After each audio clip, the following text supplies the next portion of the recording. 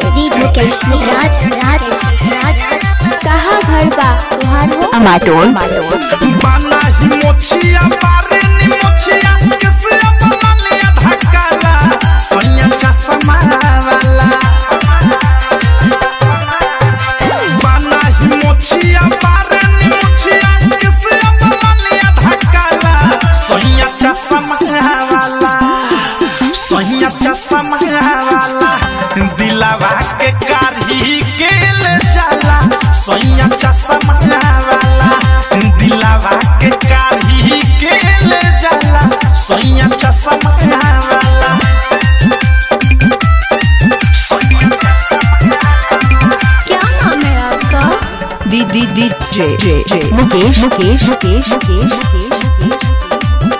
कहाँ घर है अमाटोल पुरनाही चौक जमावा के बटन सखी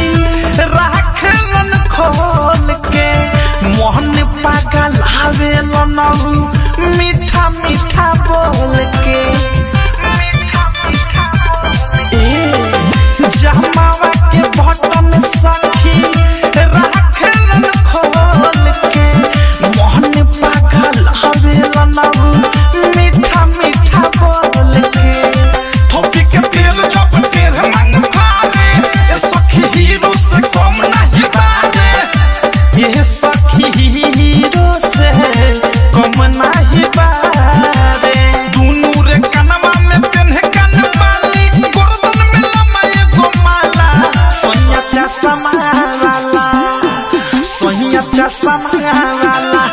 दिलावा के कारी के ले जाला सोनिया चश्मा वाला दिलावा के कारी के ले जाला सोनिया चश्मा वाला आपका नाम क्या है और आपका जे मुकेश राज कहाँ घर है अमाटोल मोबाइल नंबर 9021676653 देह बाटे हाथा काठा भरल बकुदा तहनियो गुसालन ना बरन बरी सुधा देह बाटे हाथा काठा भरल बकुदा तहनियो गुसालन ना बरन बरी सुधा काका बराई करी प्रेमियों भेस के सुबोध बताइले बानी अनुराग मुकेश के हम तो बताइले बानी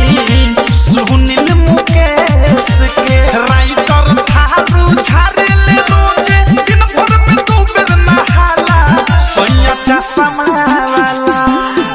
सोनिया चश्मा वाला दिलावा के कारी के ले जाला सोनिया चश्मा वाला दिलावा के कारी के ले जाला सोनिया चश्मा वाला बाना ही मोछिया बारे नी मोछिया कैसे अपना लिया धक्काला सोनिया चश्मा वाला सोनिया चश्मा वाला दिलावा के कारी के ले जाला सोनिया का नाम हो तुम्हारा डीजे मुकेश राज कहाँ घर बा तुहार हो अमाटोल